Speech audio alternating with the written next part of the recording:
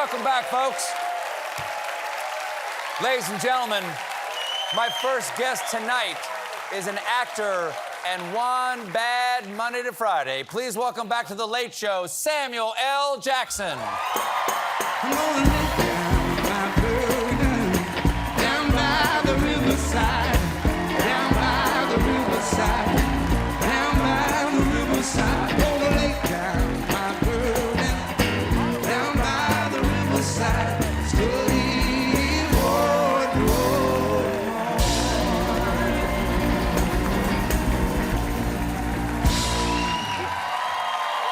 That is incredible. Yeah. What do we have here?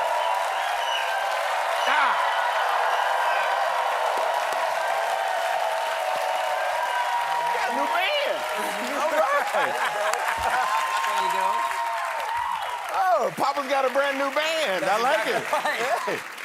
Mr. Samuel L. Jackson, it's lovely to see you again. Thank you. So Haven't lovely seen to you be able to since- come back and do this again. In person. Yes. We saw Zoom over a year ago was the last time we were Exactly. together. This is so much nicer. Yeah, it is. Yeah, there's something ineffable, some micronutrient that gets passed and forth between two people when you're together. Well, you know, it's the whole kind of reason I'm here in New York and being back in front of a live audience and having the whole live thing happening. It's like kind of awesome again. Yeah. How long?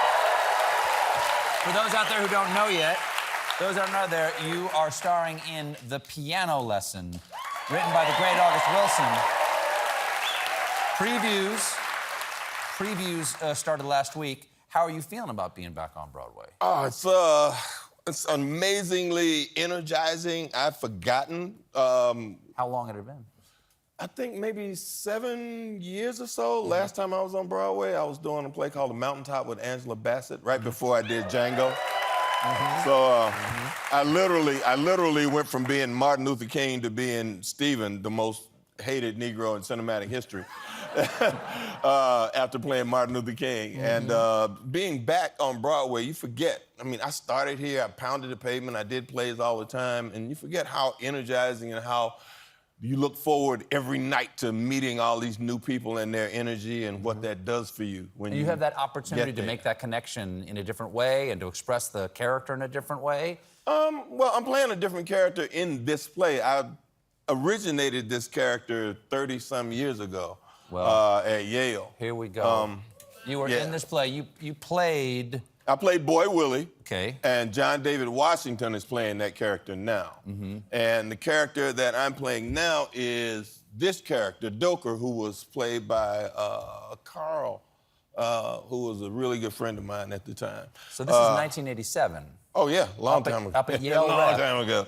Now, was this play still in development? Was August Wilson there working on the play with y'all? Yes. When we started previews at Yale, yes, he would come in with new pages during the day and we would rehearse them and learn them and do them that night.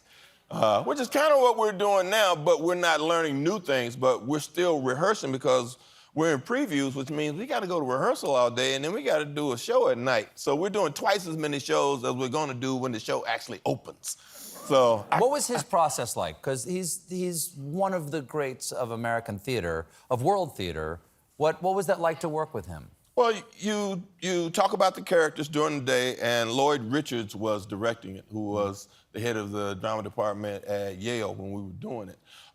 So we developed the characters, we talked about them, we talked about the things that, you know, they wanted, what Boy Willie's goals were, that was my character, and what was going on in the play, what the piano lesson actually was, and what it meant. And that was before we knew anything about, you know, generational wealth, or started talking about it as that and what the play actually means in terms of taking an heirloom or something of value that belongs to a family and turning it into something that's going to help the family down the line. And if one person wants to keep it, another person wants to sell it, to do that, who's right, who's wrong? So that's the conundrum of the play. As you do this play, do you think back to that young man who was doing it in 1987? Like, do you approach a role differently than he did? Yeah, I do. Different character, different goals, definitely different director. For people there who don't know, your director is an acclaimed actor, the first woman to direct an August Wilson play on Broadway. She just happens to be your wife, LaTanya Richardson Jackson. Yeah. Exactly. Is that, what's it like? What's it like to be, is this the first time you've been directed by your wife, or have she directed you before? Well, in the theater, yes. There's a lot of directing. Yeah, not the first time I've been directed by her, but yeah, on stage, yeah, for sure.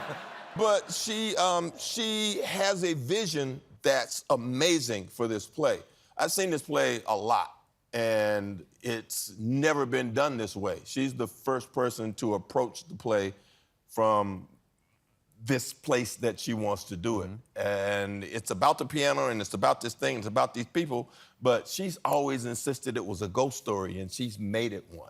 Wow. And it's kind of great. So if you get a chance to see it, please come see it. Yeah.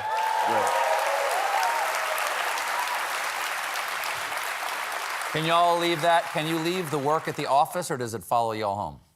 Right now, it's following us home because it's all day. You know, so we talk about what happened at rehearsal, or she'll tell me what I need to do to facilitate somebody doing something else, or to stop doing this other thing that she doesn't like me doing. Here y'all are together, right there. How long have y'all been married? We've been married, what's this, 42 years. We got married 42 in 82. years. Yeah. That's nice. But we lived together 10 years before we got married. You lived together for 10, so you've been together So for 52 years, really. Yeah. Here's a shot of y'all. Oh, yeah. This is bad. That is a great That's shot. the beginning. That's back in college. Yeah. 1972. Did you guys meet in class? Where do y'all meet? Well, the first time I saw her was actually, I was on a plane going to Memphis to march with the garbage workers the day after Martin Luther King was killed. We were on a plane that Robert Culp and Bill Cosby rented to take these students to march with the garbage workers. So I saw her on the plane and was like, wow, who's that? And then I didn't see her again for about 6 months or so after we locked the trustees in a building on the campus, and she was in that room. She was in there, too. too. You did a takeover. So she was there, too. We took over, trustee meeting. And then I didn't see her again for like 2 years because I got kicked out of school and she didn't.